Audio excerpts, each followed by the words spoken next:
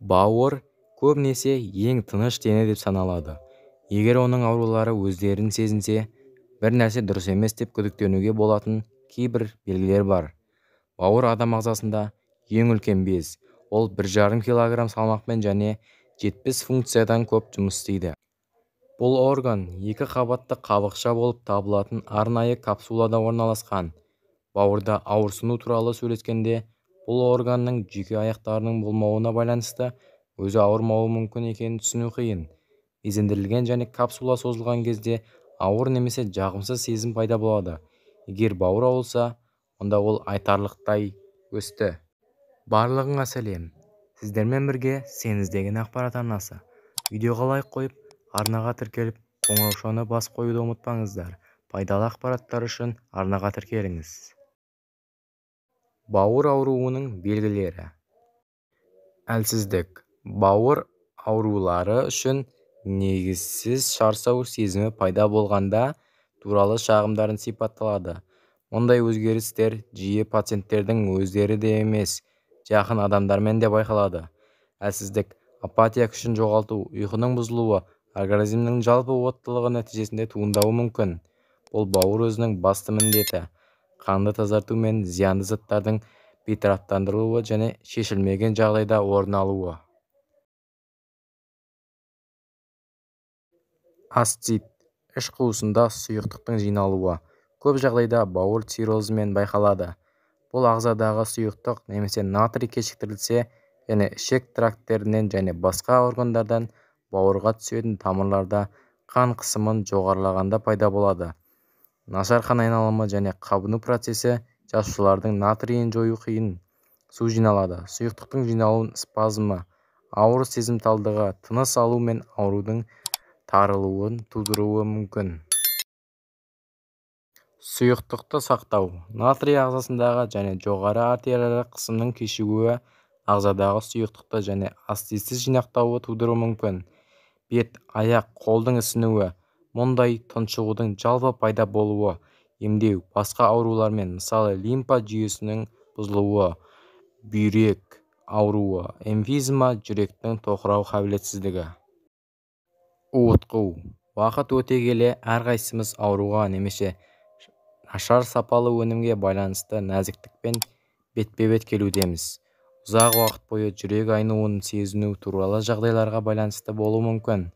Мысалы, улану, бас айналу, жүктілік пен гемикрания. Егер бірнеше күн бойы ауырып қалсаңыз, кейде іш өту немесе құсу пайда болса, бұл сізді ескертуі керек. Нәрсіздікке себеп болатын нәрсені ойлап көрші. Егер ол өтпесе, дәрігермен кездесу жасаңыз. Бауыр жеткіліксіздігі мен жүрек айнуы басқа белгілермен бірге жүреді. Цирроз және бауыр жеткіліксіздігі ас қорыту трактіне теріс әсер етеді. Іштің ісінуі, іштің ауруы және жүрек айнуы ішек қозғалыстығын бәсеңдетеді. Инсулинге төзімділік пен бауыр жеткіліксіздігін туындаған ішек бактерияларының жеткіліксіз саны асқынулары ғана қосады. Ас қорыту. Бауырдың зақымдануы ішек өткізгіштігінің тудыратын жабылмаған АЭЖ деп аталатын ішекке бактериялық үзіліс, жалпы баяулы ас қорыту болып табылады. Бұл гормондар деңгейінің өзгеруіне және өт шығарудың болуына байланысты ұзақ созылыс дәретхана әдеттеріндегі өзгеріс және асқазан ішек жолдарының жайлылығын төмендеуі, бауыр қызметінің бұзылыстарын көрсетуі мүмкін. Қышыну. Бір қызығы, бауыр ауруы терінің қышуын тудыруы мүмкін. Бауырдың өтпектің секстирасынан қысқарту немесе тоқтату. Прорит кейде холестамазаны бірге жүреді. Оның келу механизмі әлі толық зерттелмеген. Теорияларда холестеринді синтездеуде альтернативті жолмен бауыр емес, әдеттегідей туындайтын стероидті заттар бар. Бұл қытырақ пен қышуды жояды. Сізге кейіннен эфир майлары, алма, сірке суы, қопсытқыш шәй, сулы ванналарда гуава жапырақтары, көбірек бұрышы, қарамұқ кремі, ментоп, кастор майы көмектеседі. Білек ағыны. Билирубин гемоглобиннің қан жасушасында өтімді ас қорыту арқылы қалыптасады. Бұл шын мәнінде экскрецияның өнімі. қанда жиналатын кезде көз немесе тері сарғыш болып қалады. Диафузия көп жағдайда бауыр ауруының немесе өт жолының бітелуінің бар екендігін көрсетеді.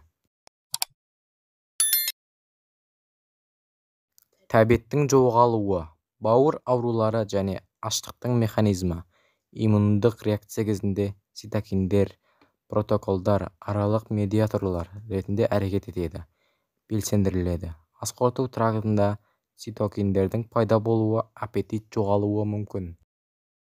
Нәзік талшықтар, өздеріңіз білетіндей, билирубин сіздің нәжісті кетіреді. Бауырдың функциясының бұзылуы нәжістің түсін өзгерте алады. Бұл қазірде цирроз, ісік, өт, тастар, кисталар немесе гепатит клиникалық көрінісі.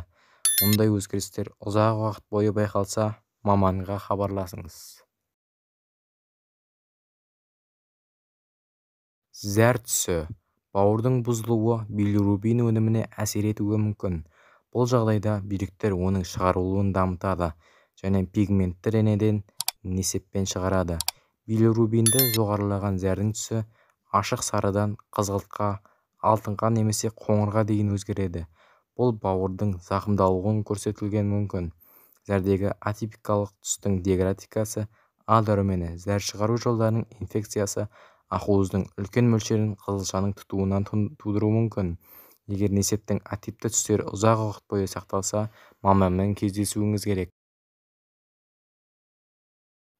Диарея, бауырдың қатты зақымдануына ішек трактісі әсер етеді. Бауырдың тамырлары артерияларында жоғары қан қысымы, қан тамырларын жарылуы мүмкін. Бұдан кейін асқазан ішек арқылы өтетін қан кетеді. Асқазан ішек жолдарында немесе өңешінде болуы мүмкін. Егер бауырда ісік дамыса, ол басқа ішкі ағзаларға әсер ететін гормондар шығара алады. Гормондар ас қорыту процестеріне әсер етуі мүмкін және созылмалы іш қату тудыруы мүмкін. Бауыр ісігі туралы бірқатар жағдайларға созылмалы диареяның болуы. Бауырдың көптеген аурулары дұрыс емес өмір салтының нәтижесі болғандықтан, олардың алдын алу үшін физикалық белсенділік режимін және тамақтану сипатын түзету қажет. Достар, біз видеоның соңына да келіп жеттік. Видеоға лайк басып, арнаға тіркеліп, қоңыраушаны басуды ұмытпаңыздар. Пайдалы ақпараттар үшін арнаға жазылыңыз.